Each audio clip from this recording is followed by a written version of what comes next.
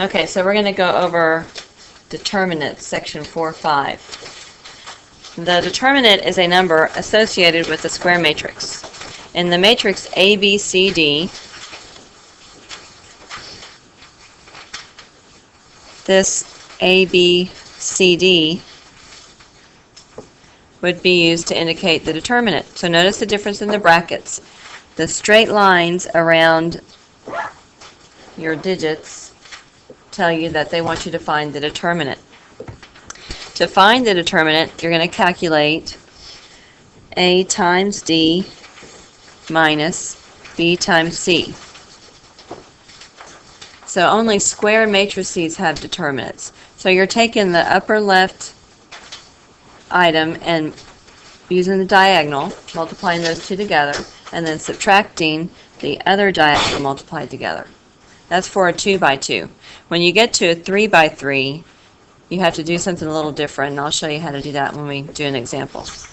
Okay, so let's look at number 1. Negative 2, 5, 6, and 8. And I'm putting the symbol to find a determinant around that array of numbers. So starting with the upper left term, I'm going to take that negative 2 times 8, so that's negative 16, minus 6 times 5, which is 30. So your determinant for this 2 by 2 is negative 46. Okay, so let's do one that's a 3 by 3. Let's look at number 5. You have 2, 7, negative 3, negative 1, 5, negative 4, 6, 9, 0. And we're going to find the determinant for this array. So when you have a 3 by 3, the first thing you want to do is take your first two columns that are written and extend it outside the straight line. So I'm going to repeat the 2, negative 1, 6, and the 7, 5, 9 out there. Okay, so it's going to be kind of similar to this 2 by 2 up here, where I'm going to start with the upper left number, and I'm going to find the diagonal. So I'm going to just use this highlighter, 250, and then the one next to it, 7, negative 4, 6, and negative 3, negative 1, 9. So I'm using every number at the top. I have 3 diagonals. I'm going to multiply those diagonals together and get a sum, because they're all going the same direction. So I'm going to find the sum of them. So I have 2 times 5 times 0 is 0, plus 7 times negative 4 times 6, negative 168, plus negative 3 times negative 1 times 9, which is 27.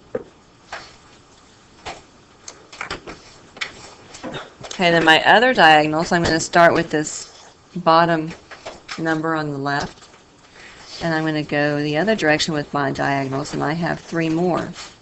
I'm going to multiply those diagonals together and add the products. So 6 times 5 times negative 3 is going to be negative 90.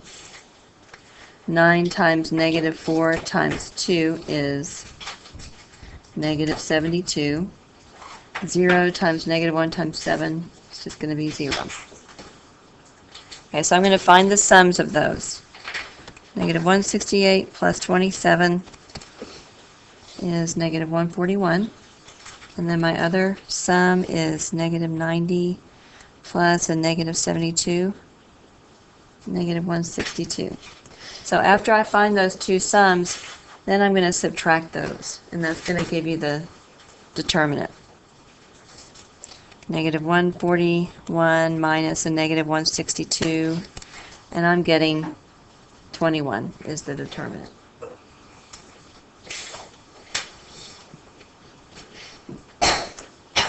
Any questions?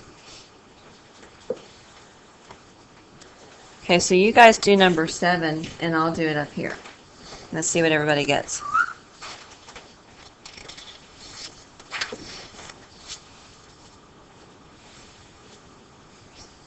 Number 7.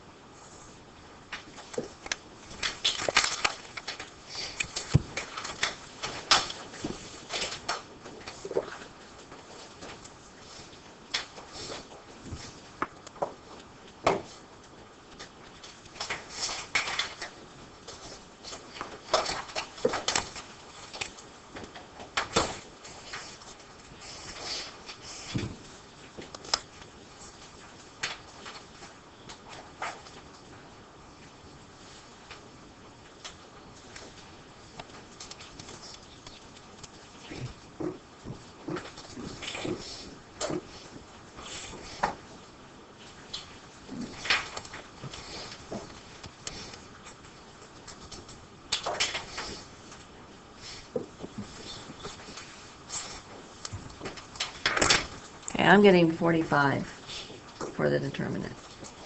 What was the answer for number 5? I didn't get that. 21.